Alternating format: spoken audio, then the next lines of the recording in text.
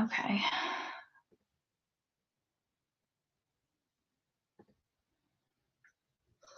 Okay. Hello. Oh gosh. Oh, okay. All right. Can you guys hear me now? Okay. Yay! Hello. Now I'm getting an echo. Oh gosh. Oh, okay. All right. Can you guys hear me now? Okay. Yay! Hello. Why is this happening? Now I'm getting an echo. Oh my god. Okay. Can you guys hear me now? Oh, it's because of the. Oh, yay. Hang on. Why is this happening?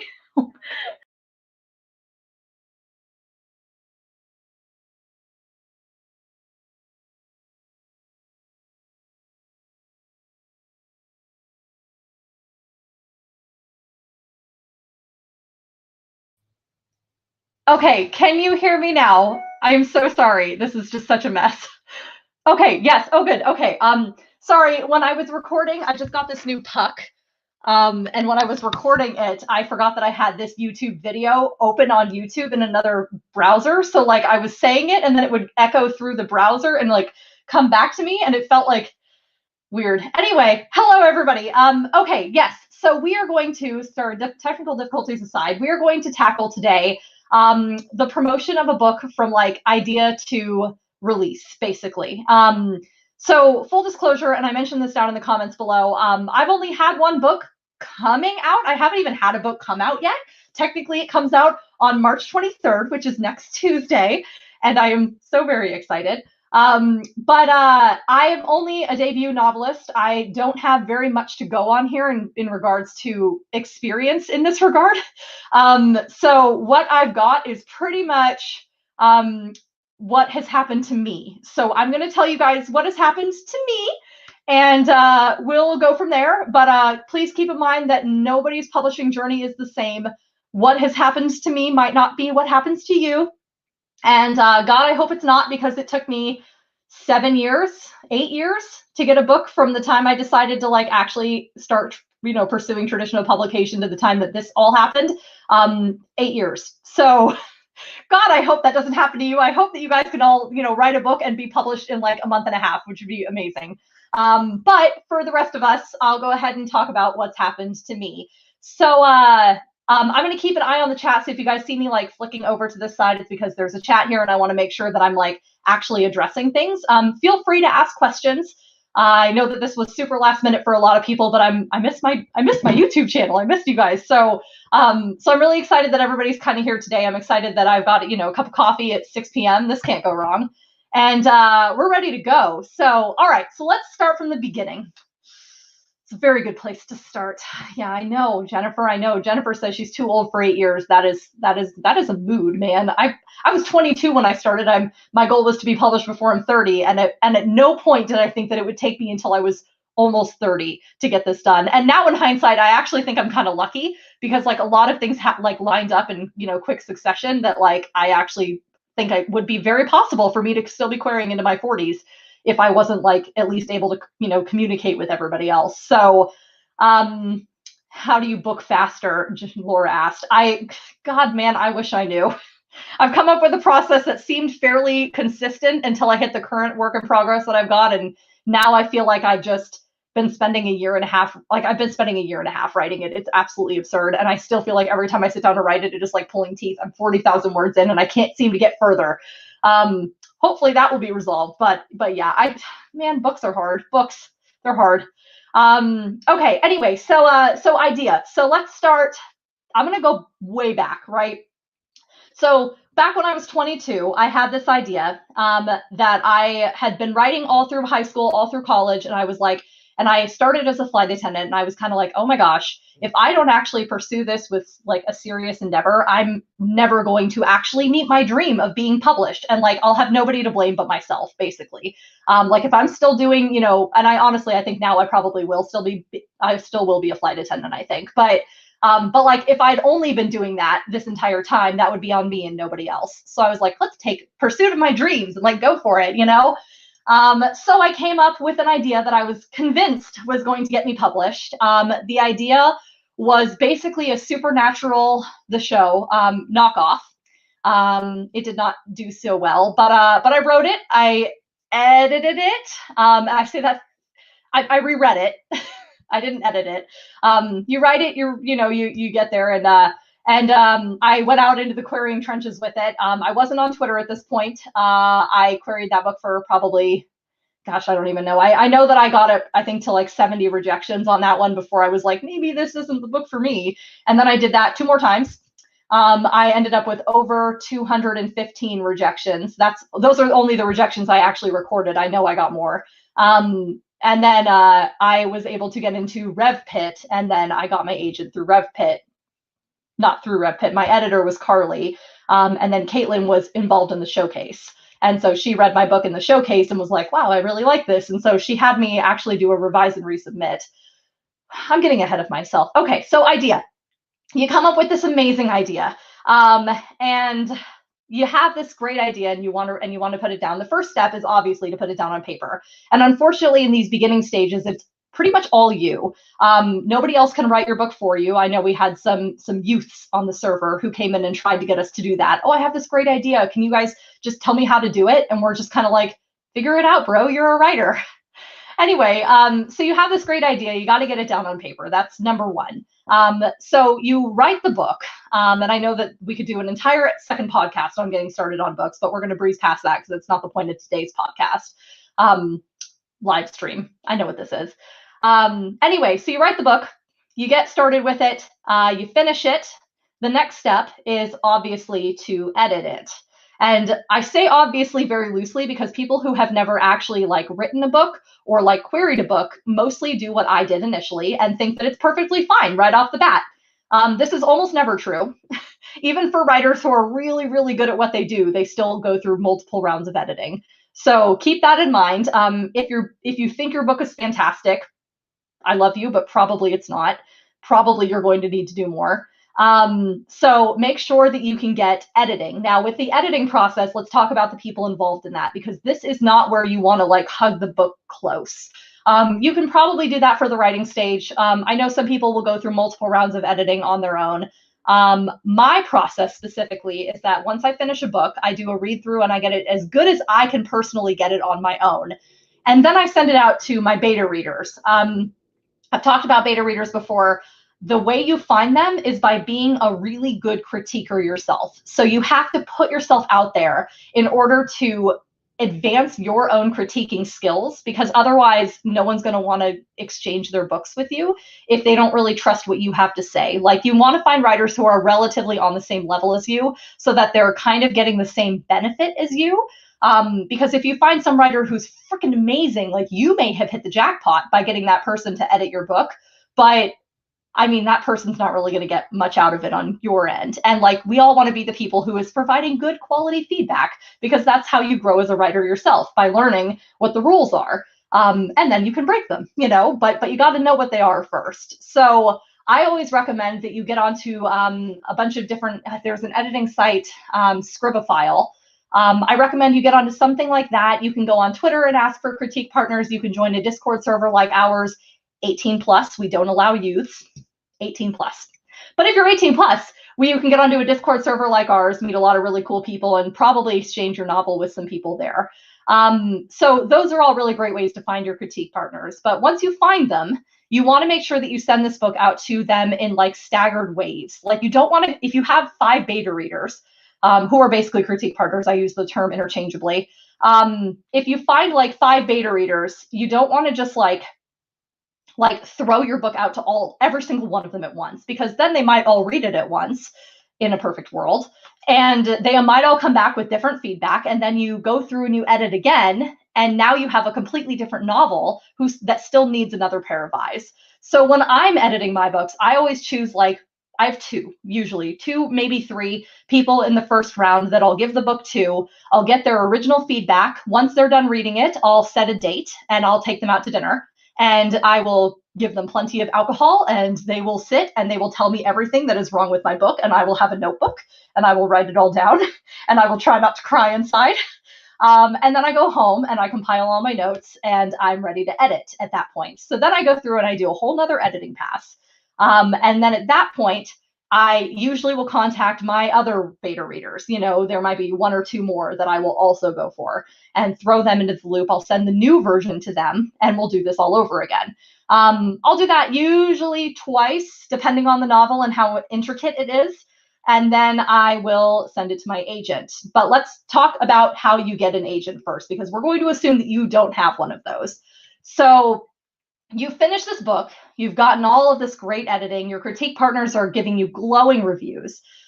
Now it's time to write a query letter, which I adore. I personally think query letters are great. I think that in 3 paragraphs, for those of you who don't know, if you're brand new baby to writing, query letters are basically like a 3-paragraph back cover summary of your novel that you use to pique an agent's interest, because agents don't have time to read everybody's book. They get way too many inquiries a week.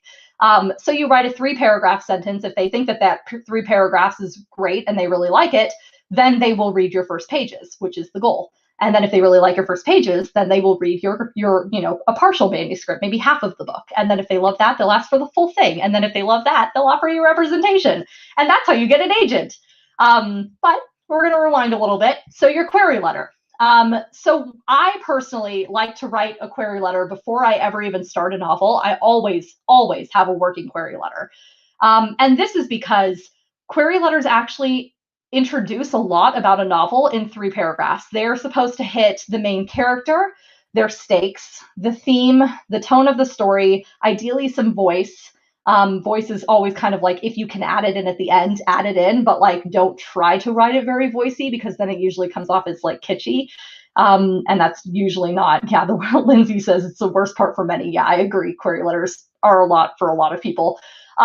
Anyway, there's all of these things that are supposed to be hit, and then, and doing it well in 3 paragraphs for a book that is probably 60,000 words or longer is really hard.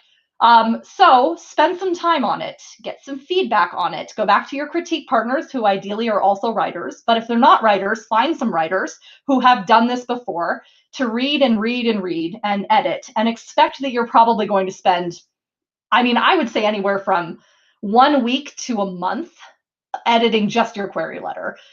This can be faster or shorter depending on how quickly you work, but I personally think that you're going to be hard-pressed to come up with a good query letter immediately, at least until you get into a rhythm of how to do them. So anyway, so you've got the query letter. Now it's perfect. It's amazing. I'm going to take a sip of my coffee. In case you guys were wondering, I'm a big Camp fan. So I have this little Camp AD mug because I absolutely adore David. He's great. So also, if you've read my book, The Secrets of Star Whales, Mr. Hames is directly based off of David, with a little bit of the Doctor thrown in for good measure. By the way, it took you 6 months. Yeah, Andrea says that it took them 6 months and she still hates it. Yeah, that's honestly fair. I'm going to assume I can't check pronouns because I'm not on the server. So I'm sorry if I get any pronouns wrong. I deeply apologize. Also, I wanted to point out while I'm taking a break, there's my book. It's right there. Ah! Okay, wait. Oh. I got the book. It's like, look at it, it's a physical book and everything. Ah! Anyway, sorry. I'm like fangirling over my own stuff and I absolutely adore it, but I've never been an author before and I'm so excited. Okay, sip of coffee. Because clearly I need caffeine. All right, so I know my book on the shelf. Anyway, okay, so you've got the query letter. Hopefully it's perfectly polished. Hopefully it gets agent attention, but you're not really going to know until you query. Now, I know Lindsay says I've always been an author, but and that I look like a porpoise. I'm a porpoise with purpose, man. Anyway, okay, so yes, before you query, I would probably recommend, or do I sound like a star whale? Gosh, no one knows. Before you query, I would definitely recommend that you come up with a synopsis as well. Now, your synopsis, I should warn you, is different than your query letter. When you're writing your query letter, you want to make sure that those 3 paragraphs that I talked about only go up to the big decision, which is usually at the halfway mark, but can definitely be a little deeper down depending on your book and the structure of it. Your synopsis, GIF that. Go ahead, GIF me all over. Or is it GIF? The age-old argument. Oh gosh, this is going to turn into a y'all and y'all thing, isn't it? Anyway, yeah, so the synopsis is supposed to be everything from start to finish. So like you want to go through every major event in your book. And when you're writing that, I always recommend that you start with the main plot and then weave in the character relations along with it. Because if you try to do like the main plot and the romance in this, it might get too long, and the synopsis is typically about 2 pages. I think they're the worst. I would way rather write a query letter than a synopsis, but unfortunately, a lot of agents want both. So just to make it easier on yourself later, get both. Just make sure they're both there. I'm going to discuss that. I feel like I go with GIF, but I feel like there are people who go GIF, like giraffe. I don't know. I'm going with GIF. Sorry, guys. Anyway, okay, so you've got your query letter, you've got your synopsis. Now I actually think you're probably ready to query because you have your first pages, which come from the beginning of your book, which is now perfectly polished and ready to go. And then you've got your query letter, and now you've got your synopsis. So the next step in the game is to start researching your agents. Now, everybody knows, maybe everybody doesn't know, but if you have never been in this industry before, it's tricky. It's hard because there's a lot of people who say that they're agents, but are not very good agents. There's a lot of agents who are very good, but have recently come out as bad in certain ways. There's a lot of predatory presses that will try to get you to self-publish. It's basically self-publishing. It's vanity publishing, really, where like they'll give you a book contract, but the terms are going to just be god awful in that contract. Having an agent really helps because your agent is able to read through all of those book contracts and tell you what's good and what's not. And then they go in and they negotiate for you, which is great because like I'm a real estate agent, so I negotiate for real estate, but like, oh my God, I hate that. It's the worst. So having an agent to do that for me is awesome for my novels. So anyway, so you send out, you find your list. Ideally, you're going to have some kind of a whisper network. Everybody's debating the GIF thing still. I'm cracking up. Ideally, you'll have some kind of whisper network that goes in and tells you like what agents are good, what agents are bad. But if you don't have one of those, the best thing that I can recommend is to just Google the people, like enter their names in, look at like writer beware. Victoria Strauss is awesome for telling you all of these different things. Like she's like a name in the business to like tell you who's good and who's bad. YA Whispers was really good, but they recently closed down. I don't know if they're going to reopen. Or, you can join our Discord server and we've got our own little whisper network going on. So anyway, long story short, start getting out there, start talking to people, preferably people who have been in the industry for a while. And you'll usually be able to tell which agents are good and which agents are bad. So now you've got your list of all the agents that you want to query. I recommend using Query Tracker to track your agents and how, the submission process is going. Like a plebe, I didn't have that. When I was querying, I used a spreadsheet because I'm weird, and because it didn't really exist in the form that it does now back then. So long story short, I'm jealous of all of you. You all suck. But anyway, so you've got your query letter, you get your query tracker out there, you start sending out your queries, and then you're waiting, right? Now, this is the point when I usually advise that people pick up hobbies, because I've met a lot of writers who tend to tie their self-worth to their novel and how their novel is doing. And what a lot of writers don't realize is that everything up to this point has been something you can control. Everything after this point, you can't control it. It's basically just the industry saying, yeah, this sounds great, or no, we're not taking that. And unfortunately, there's really no way to know what is going to happen or not, because the industry is kind of cruel that way. So as the rejections start to pour in, and they will, make sure that you have other things that your self-worth is tied to. Pick up art, maybe go on a hike, give your significant other a hug. I mean, give your pet a hug, I mean, call your friends up and go and have a drink. Like, do something other than constantly checking your inbox, because when you are constantly checking your inbox, you'll probably find that this is going to be very, very difficult for you. So anyway, so you've got some hobbies now. You're waiting for the queries to roll in. I recommend sending about 10 at a time and then gauging the response. And if you start to get 10 rejections, maybe something isn't working with your query letter. If you start to get like 30 rejections, something is not working with your first pages. If you start to get partial requests and then no full requests, something is not working with your first 50 pages. If you get full requests and no offer, something isn't working with your ending. That's usually the gauge that I was taking with it. And so I would kind of gauge how all of these different agents would respond to my query letter or my first pages or my book. And full disclosure, I didn't get a request, a partial or a full request, until my very third novel, which was actually like my 12th novel writing, or my 13th. I wrote so many before that point, but I'm sorry. I know everybody's upset about the hobbies. Sorry guys, but you got to have something else going on. This industry is just the worst, and it only gets worse once you're not querying because suddenly there's nothing else to do. I'll get to that in a minute. Anyway, so where was I? Books, yes. So I didn't get a partial request or a full request until the third book that I queried, because the first two I thought were ready. They were not.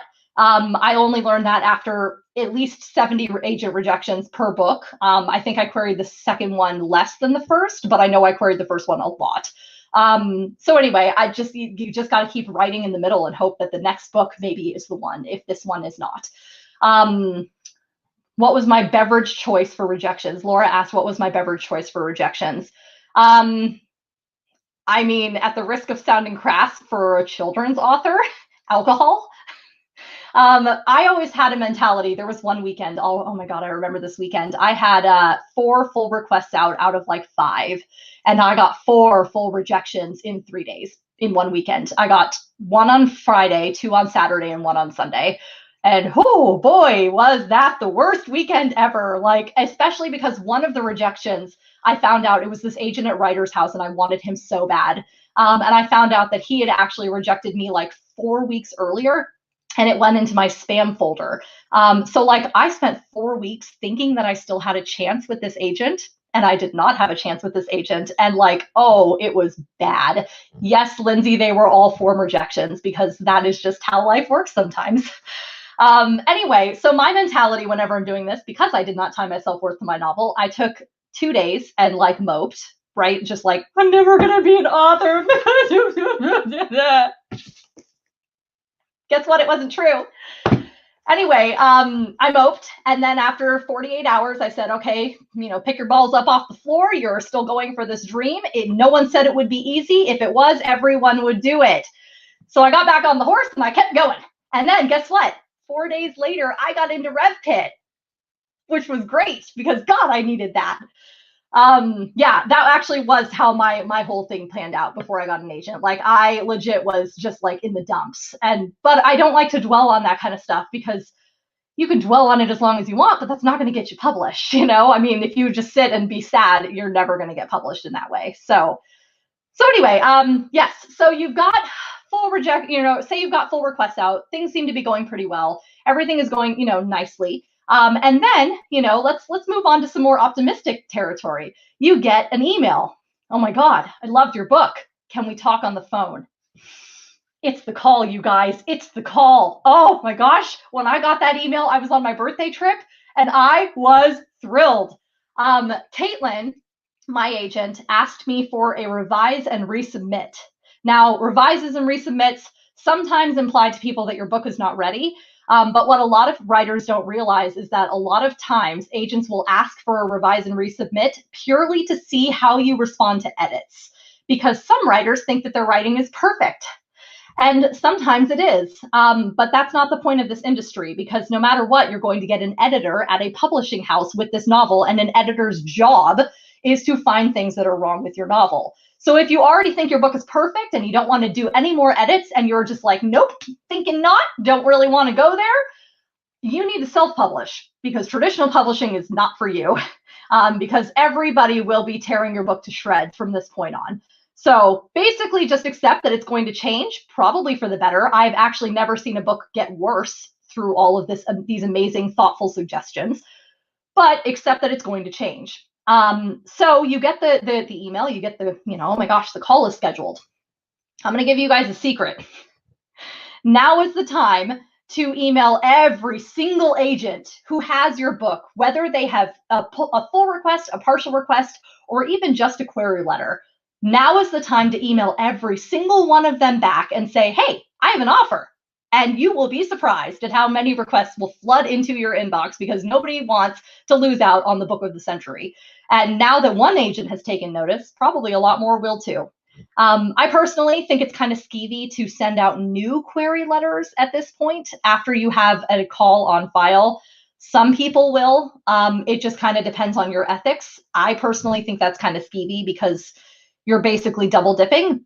But the industry's hard enough, and if that's how you want to play it, then that, I guess, is your prerogative. I don't really think anyone's going to tell you no because you haven't technically agreed to anything yet. So anyway, send out the query letters if that's how you want to play it, But either way, you should definitely let all the other people know, like, hey, I'm getting the timeline of this wrong. You don't want to email anybody until you get an offer.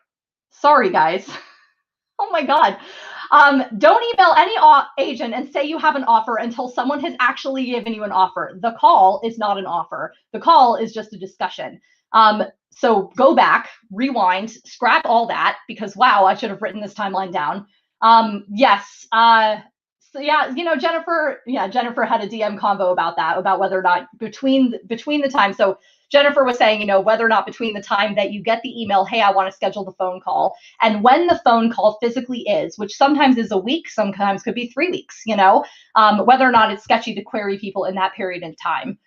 Depends on your ethics. I don't really think that anyone's going to get mad at you if you do. I personally didn't, but it's up to you. It just kind of depends. Do not email the other agents until you have the phone call and they give you an offer. So let's talk about the call for a second. You get on the phone with this agent. The most important thing to do is to ask them questions. And there's always a big question about, like, what do I ask? I always recommend you target the big things that are going to be affecting your day-to-day. How does the agent communicate with you? That's a big one for me because I wanted to know that if I needed to, I could reach out to Caitlin at any time. Some agents only want to check in once a month. I talk to Caitlin just about every day. Yeah, maybe not every day. 3 times a week, I would say. We have a Slack group where, like, I can definitely send her a message and she gets back to me immediately, usually, unless it's a weekend. And then I think the longest I've ever waited was like 32 hours for a response from her. So communication style is really big. How often do you want this agent to be working with you? I always ask about editing style because some agents don't edit. Caitlin does, and I love that about her because I did the revise and resubmit with her, so she already kind of showed me a bit of her editing style. That revise and resubmit actually helped us both because she knew that I could then take the feedback and apply it to my novel, but I knew that she was not going to give me crap to edit in my novel, right? So, like, when she says that she's an editing agent, I knew that that was true. Then let's see. So communication style, are they an editing agent? Where do they plan to submit your book? That's a pretty telling one. In the call, everything should be optimistic, in my opinion. If I call an agent and they say, oh, I think that this book is mid-level press at best. Why? You haven't even tried with the big 5. So if they're not immediately pitching big 5, I would walk in the other direction because I think that they're limiting your potential before you even get the chance to try. When I talked to Caitlin on the phone, she thought that my YA fantasy, which didn't end up getting picked up by anybody, but she immediately was like, oh, I think that we could sell this to Disney and there might be movie rights. And I was like, oh my God, like I was just like this brand new author, like movie rights. Wow. And of course it didn't happen, but like it was nice to know she was going to try. So then I would ask about agency support. If they're a fairly new agent, you want to make sure that they have some kind of mentor or agency, like an agent who is directly tied to them in order to like give them feedback or like promote them somehow, or anything like that. So I think that agent feedback and like agent support on the back end, like at the agency, is a really big one too. And this one just came up recently, but I definitely think it's worth mentioning. If you are neurodivergent and have some kind of neurodiverse, and have some kind of special need that requires a little bit of tweaking on the agenting side.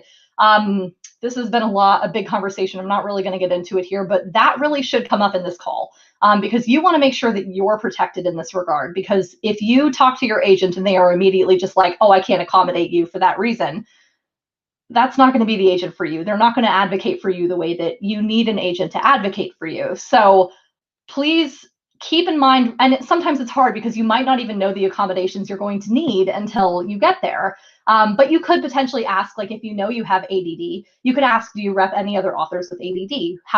What do they do differently than your normal authors? And I don't think that's unreasonable to ask an agent during the call. The final one that I think I would probably address is any like deal breakers that you personally are thinking of in your future contracts.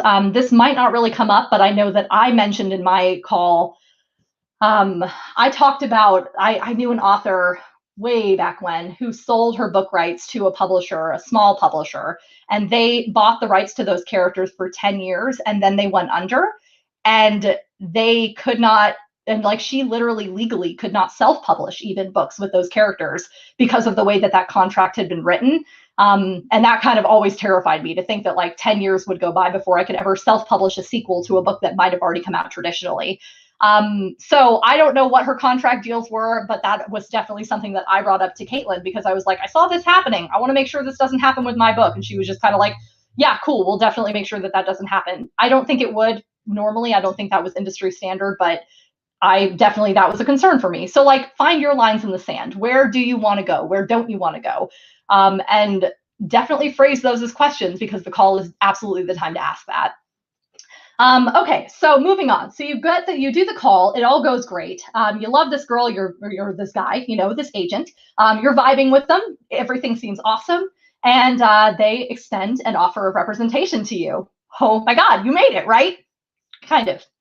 So in the journey from like idea to like actual book release, you're probably like here, maybe. So like halfway point. I mean, that's when everything changes in a novel. So I think that's great. So you hang up with them immediately. Now, this moment right now, after you have an offer in hand, is when you send out the emails to all the other agents who have anything from you. If they have a query letter, a partial, a full, or a revise and resubmit, these agents need to know that you now have an offer from an agent. You do not have to tell them who the offer is from. I don't think so. Gosh, I would be surprised. I know I didn't, for sure. I don't know if anybody's heard anything different, but I don't think that I wouldn't tell them who the offer is from. I would just say I received an offer. You have 2 weeks to tell me your response on this book, or I'm going to go with that offer. And then it kind of puts a timeline in. And like I said, you'll be surprised at how many how many requests start to line up at this point. Some agents will say, I don't have time to get to this in 2 weeks, and they'll drop off, and that's fine. But a lot of them are going to say, yeah, send me your book. I'll read it over the weekend. And then suddenly now you've got a couple of, different options here. I didn't get any other offers, but I know one of the girls on our server got 9, which is fucking awesome. I talked to her, Claudia, earlier, and we did a YouTube live stream a while ago. But anyway, so long story short, you get the offer. Now you maybe have a choice. Now is definitely the time to start looking in Publishers Marketplace and finding out whether or not any of these agents have sold books. You want to know if they sold anything before. Full disclosure, Caitlin hadn't. My agent was very new. She worked with Corvus-Zero, and we all know that Corvus-Zero was not a great agency. But I always thought that Caitlin had the ability to make it big, because she really got my novel, and she's just a very professional person. So like, I vibed with her, even if I didn't really love the agency. And I don't really regret signing with somebody who didn't have any book deals at the time. I'm actually her second book deal, but I am her first debut. So like, that's kind of cool, to be able to say that like I'm the first traditionally published book she's represented. That's awesome, I think. So anyway, check out Publishers Marketplace. It's kind of expensive to buy. It's like $25, but if you're ever going to buy it, now is the time. And then, make sure you do your research on these agents. You want to know about their Twitter history. You want to know about any tea that might be lurking under the surface. You want to know about like, how long has they been with their agency? Who is mentoring them? All of these things that you can ask in the call, but like, you should also do your research on the side. So you've done all that. Now you're ready to go and accept your offer. You've picked your agent. They're amazing for you. They really get your book, and you're so excited. So you go in there, you pick your agent, you sign a contract with them. Let's talk contracts for a minute. There are usually 2 kinds. Usually it will either be, I represent you as the author, and everything you write falls under that umbrella. Or I represent this book that I loved, and you by extension. I am actually in the second one. I was with Corvaciero. We switched briefly to the umbrella contract where they represented me as an author, and then when she moved to Belcastro Agency, that was when I hang on one sec, Laura. That was when we switched back to the book contract. Okay, Laura asked, when do you talk to other authors, the agent reps? Oh yeah, that happens after the offer, but before you accept the offer. So when you're on the call, you can ask them, who can you refer me to? Because now you've had a chance to talk with the agent, you know that they're not wasting your time, you're not wasting theirs. Absolutely, absolutely. That is the time for you to ask for other authors who preferably write in your genre to email privately. So the agent, if they're good, should send out emails of their authors, and you should be able to find these authors on Twitter or on their website or on their own websites and see that they are in fact tied to this agent. I know Caitlin sends these to me probably 6 or 7 times a year, you know, depending on how often she offers representation to somebody who writes children's fiction. I know that she usually will forward them to me and a couple other people, obviously. But yeah, any good agent will absolutely refer their clients. And as a client of an agent, that is something that I expect to be doing. I expect to be taking my time to talk to other authors who are also interested in being repped by Caitlin. Okay, so the book contracts. Take another sip of my coffee. Okay, so the book contracts. So you've got the umbrella type and you've got the one book type. I think there's a stigma going around that says that if it's a one book contract, it's actually worse for the author. I vehemently disagree with this, but I have had a lot of authors email me after getting a rep offer from Caitlin and ask me, like, I'm a little nervous about the contract. I thought they'd be repping me as an author. Now, full disclosure, I think this is something that authors fight with normally because we've spent so much time in the industry being rejected that when somebody wants us, but they only want one book of ours, I think it's easy for people to say, well, what happens with the next book? What if they don't want that one? But what I think people are forgetting is that if an agent picks you up because they love your book, it's almost always because they love your writing style, and your writing style isn't really going to change book to book to book, even if your genres do. But what this book contract, in my opinion, does, a genre. Okay, so Laura asks, she speeds up with every sip. Sorry, Satan. Laura asked, what about just a genre umbrella? I've never heard of those, but they probably exist. I think it would kind of fall in the middle, you know, like it'd either be the author umbrella, the genre umbrella, or the one book. Again, I don't think any of them are bad. I think it just kind of depends on your preference, you know. The reason that I personally like the one book contracts is because I trust Caitlin on an implicit level, and I know that she will never steer me wrong. And if she refuses to rep something that I'm writing, it would be because, and this has never happened. I've given her 4 books now, and this has never happened. And I've pitched her 17 more ideas that like never went anywhere, but she was on board with all of them. If she ever came up to me and said, I don't want to rep this, it would almost always be because it's not in her wheelhouse to rep. So like if I wrote a memoir, I would not expect Caitlin to rep that because Caitlin reps fiction. So I expect her to rep all of my fiction, but because of the way this contract is written, I can take this memoir to an agent who does nonfiction and like sub to them. And then I could have 2 agents, one for fiction, one for nonfiction. And because of the way that contract is written, I actually think that works out a little better for me.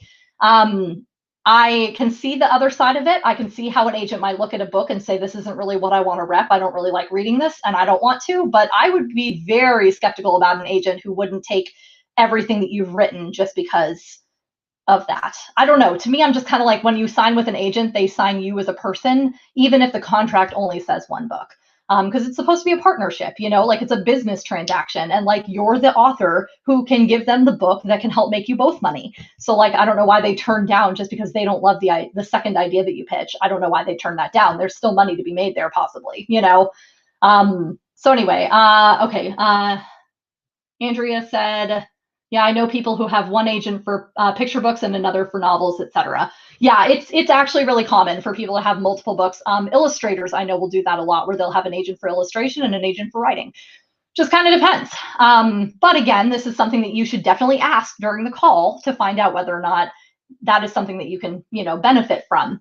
But if you see that an agent does a one book publishing deal, I wouldn't personally be scared of that. I can see why people might be.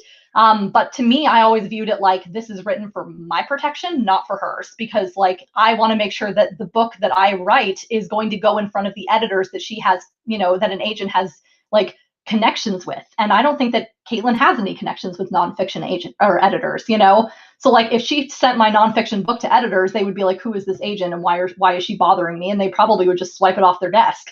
But like because she's a fiction agent, when I give her a fiction book, they're like, oh, it's from Caitlin. Oh yeah. And then they like read it right away in a perfect world. But that's the point of having an agent is that they have the connections that we don't. So yeah. So anyway, that's my little side note on that. Okay, so you've got the agent, you've got the contract. Now you're ready to go on submission. Kind of. Probably not, because if your agent is an editing agent, now actually comes the next round of edits. Are you noticing a theme here? Everything is edits. So now you go through and you edit the book. I usually expect that this will take anywhere from 1 to 3 months, possibly up to 6. I've seen people take a year before they go on submission. You sign with an agent and you expect it's going to happen like that. But it doesn't, because the agent is doing so much else on the side that like even though they were super excited about your book right now and they still are enthusiastic about it, they might just not have the time to get to it for another 2 months. So now these other hobbies that I mentioned before come into play, because now you are officially on the back burner, and you're sitting in the sidelines. So now's the time to write another book, or to give your dog a hug, or to go hiking, or to draw, whatever else you want to do, whatever your hobbies are. Time to pick them up, because you're going to be sitting for a while. So anyway, your agent has gone through edits with you. You guys have, polished this book until it shines. Everything seems great. You go on submission. By the time that you're ready to go on submission, your agent will have come up with a list of editors that she wants to send this book to. And ideally, it's not just like, oh, this person reps this, so I'm going to send it to them. It's usually like, oh, I talked to this person at a conference and they specifically expressed interest in your book, so I'm sending it to them. That's what a good agent will do. So like Caitlin will only send my book to people who have specifically asked for it. Now, one thing that I should note is that once you send a book to an editor at a publishing imprint, so publishing houses are like, there's the big 5 publishing houses, there's the mid-level publishing, and then there's the smaller presses. None of them are inherently bad. The smaller ones will probably not have as much of an advance, or an advance at all. Sometimes the mid-level are usually very small advances, and then the big 5 sometimes can go up to huge advances, but sometimes could be very small. My advance was very small. I would not have quit my day job, but I probably will earn out fairly quickly because it was so small. So that's kind of nice. So when you're going in and doing the editing, or the editor's process, there's all of these publishing houses, and then in the publishing houses, they all have different imprints, and it's kind of like trees and like the root system, right? And so like imagine there's like a different, imprint on all of these different roots, and your editor, or and there's one editor in each of these imprints that has expressed interest in your book. So your agent will send them out to those depending.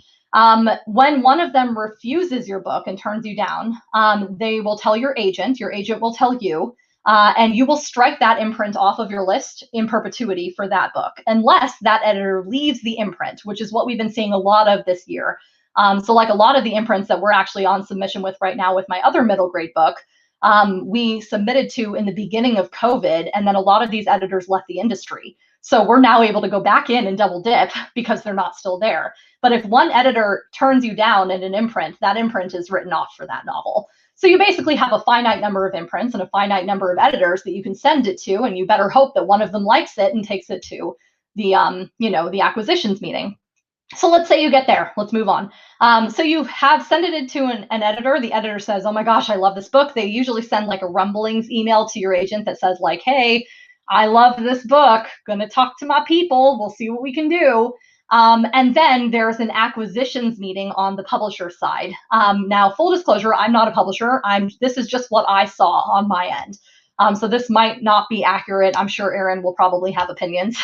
Erin is our publishing house expert in our server. She'll probably have opinions on this, but this is what I noticed. So they sent it to an acquisitions meeting. the acquisitions meeting was very much basically like this editor had to stand in front of all the other bigwigs at this publishing house and say, I like this book and here's why. I think we should sell it and here's why. And if they make a compelling enough case and your book is good enough by their standards, they will decide that they want to make an offer. This is not a guarantee that they have sold the book, because what comes next after you get that amazing good news, your agent calls you and says, oh my gosh, there's an offer. Oh my gosh, there's an offer. And you're like, ah, and you're dancing around. Now they get into this like pre-negotiation stuff where the agent basically goes back and forth over like 3 weeks or 4 weeks with the publishing house and says, here's what we won't agree to. And the publishing house says, well, here's what we won't agree to. And then you kind of have to line them up and see if they match. And if they do, you can move forward. And if they don't, sorry, this will die at that point. So there's the acquisitions meeting, then there's this like pre-negotiation phase, then you draw up an actual contract, and now the official negotiating stage comes in, because that is where your agent actually goes back and forth with the negotiators at the publishing house and like fine tunes the details. But they do this pre-negotiation stage first to make sure that there's not too big of a gap, basically. Because like if we're way over here and they're way over here, an example that I've recently seen is author promoting books, like publishing imprints slipping that in. Someone said that it was Big Five. I've never heard of this, but that's crazy. Where they were saying like, oh, we require the author to promote their own book in these ways. And the agents are basically just like, no, we're not going to do that. So that would be an example of a time when the publisher is over here and the agent is over here, and it might not even make it to drawing up a contract because they're too far apart and there's no point in progressing from that point on. So you make it through the pre-negotiation stage, you get a contract formed. Now there's the normal negotiation stage. This is usually just fine-tuning details, but it can still get tricky and things can definitely still fall through. Which is why in the publishing world, when you get to this point, nobody says anything, because everything can drop so fast that you might just be screwed. So like you don't ever want to tell anybody when you get to this point, unless it's like a best friend, just because it's so unpredictable. This stage for me, I got the offer in July. They did the pre-negotiation thing through August. We drew up a contract middle of August, I think. And then by like September 15th or September 17th, I had a contract in hand, and I signed it. So once the author signs the contract and the agent signs the contract and everything is good, then you are officially getting published, as long as nothing else comes up. It's so crazy. All kinds of things can cancel a book launch. Most often we see Twitter drama blowing up, where if your social media is not perfect, or if somebody finds something that they don't like, they can cause the Twitter witch hunt. The publisher can pull the book for PR purposes, and suddenly now again, you're dead in the water. But let's say none of that happens. Now you get to this point where you're like, oh my gosh, yes, like I am getting a book published. This is fabulous. So then you'll go through the actual editing stage with your editor. They usually will send you a huge edit letter that has all these things to fix, and you have to go back in and fix them. When I did this, because this was an editor and not my agent, I was a little more professional about it. She sent me a list of all the things she wanted. I organized them into like biggest to smallest. Like here's the, like she wanted me to eliminate a couple characters. So like here was my biggest thing that I needed to do. And then like smaller things down the line. Laura asked, do you recommend bringing in a lawyer to review the contract, either publisher or agent? I mean, I don't think it'd be a bad idea. But I think it's a bit excessive. Your agent is trained, like a good agent is trained in the way of publishing contracts and like knows what they all are. So like when I got my contract as a real estate agent, I read through it with a fine-tooth comb myself, because I'm used to contract legalese for real estate. But there were still a lot of things that I had to specifically highlight and be like, I don't know what this phrase means. I don't know what this means. And I had to get on a phone call with my agent, and she physically walked me through what that all meant. So you can. I don't think anyone's going to tell you not to get a lawyer to take a look, but that is what your agent is for. So it's kind of up to you. Anyway, yes, so you're doing the edit letter. So with my edit letter, I organized all of the things from biggest to smallest, hardest to fix to easiest to fix. And then I actually came up with like 3 solutions for each. I was like, here are the 3 things that I would recommend. Here's my favorite, and here's why. But I can do any of these 3 things to fix this problem in this book. And then I sent that edit letter back to my editor at the publishing house. And she really liked that, actually. Like, my agent even wrote me back and was like, this is something that no one else has done, but like, good for you, because this is something that they really loved. So I would recommend trying something like that, coming up with a couple different solutions. That helps with the brainstorming anyway. Usually you know which one's the best solution, but it's not always a bad idea to come up with a couple other options. So once you come up with those other options, you know, and you tell the editor what you like, ideally she'll approve those edits. And then when you submit the book to her later, there's no surprises, because she knows exactly what you're going to do and how you're going to do it. So I actually only did like 1 official editing pass with my book, just because I used that method. And it worked out perfectly. We edited the book, we deleted a couple characters, and life was good. We did a couple more passes to do sentence structure. Then we did a copy editing one where like they had an official copy editor come in and like make sure all the dates lined up, make sure like the numbers were all the same, make sure everything was the same. Characters' hair colors didn't change halfway through, all that jazz. And so we did those edits over the course of probably 7 months. My original release date was about 1 year and 3 months after, or 1 year and 2 months after I signed the contract. COVID pushed it back. So it's actually been 1.5 years almost since I've signed that contract. But 1 year is actually very, very short for a book to be published. Like, if another book was purchased, I would be surprised if I saw it before 2023. So it just kind of depends on how fast they're willing to move, but usually they're not willing to move very fast because publishing is a glacier. So anyway, yes, so you do the edits with the editor, then with the copy editor. Amidst that, there's usually a point where they connect you with a cover designer, and you start, and it depends on the publishing imprint. Jollyfish Press, which is an imprint of North Star Editions. Remember the tree. The tree is North Star Editions. Jollyfish Press is on one side for middle grade, and Flux is the young adult imprint. So Jollyfish Press actually got me incredibly involved in my cover process. This is very atypical. This does not usually happen. But I was delighted because I got, like, they picked the artist for me, but originally I'd sent them like 4 or 5 different middle grade covers that I absolutely adored. And they were able to go in and take a look at the theme of those covers. Like, they saw it was an animation style. They liked how they all had the characters on the front cover. And they found an artist who would kind of mimic that style. Then they had a cover designer at the publishing house come up with like ideas. He came up with like 3. Then he sent them to my agent. My agent sent them to me. We debated. We liked the first one the best. And they went in and said, okay. So they sent that to the artist and said, here's what we want. Have fun.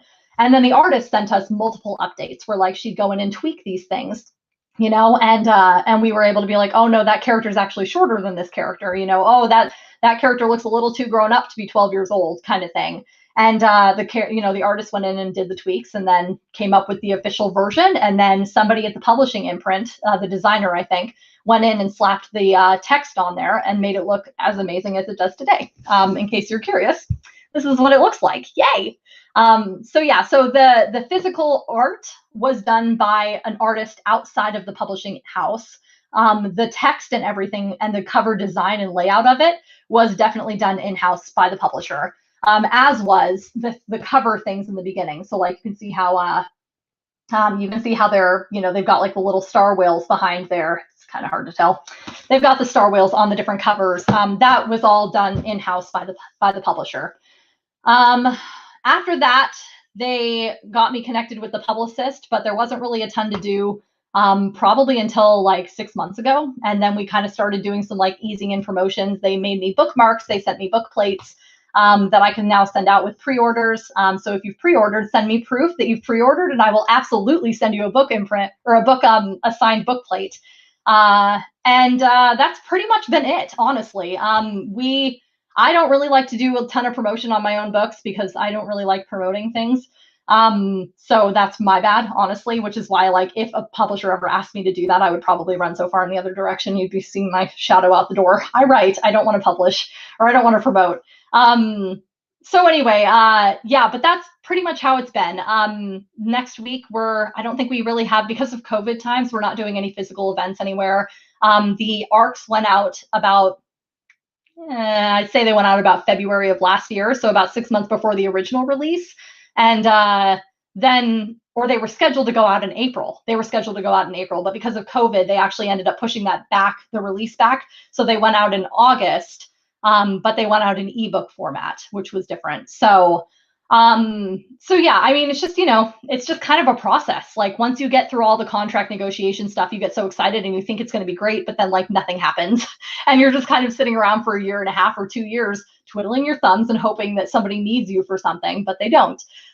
So that's what you can look forward to once you get a literary agent. It all basically becomes very hands-off. I actually legit had an identity crisis where I had to like figure out who I was as an agented author instead of a querying author, because querying is so like, I'm moving forward, and then like agenting is kind of like, I'm standing still and waiting for news. And that's just basically how it goes. So anyway, whew, that was so much talking. Oh my gosh. Does anybody have any questions? I feel like a teacher in a classroom. I'm going to drink more of my coffee and speed up my conversation a little bit.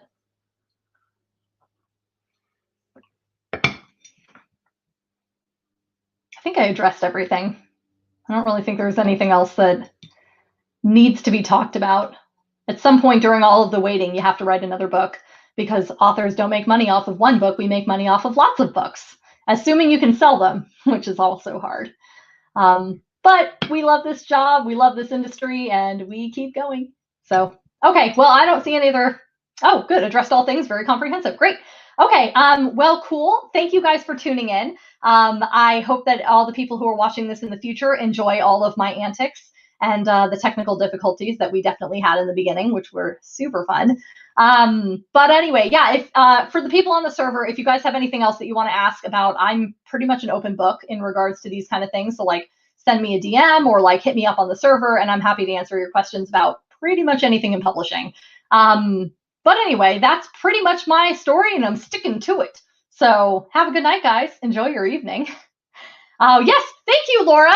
Pre-order The Secrets of Star Whales. See how bad I am at promoting? I literally almost forgot to say that. Pre-order The Secrets of Star Whales, you guys.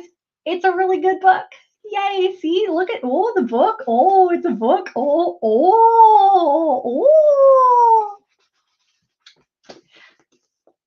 I get so excited.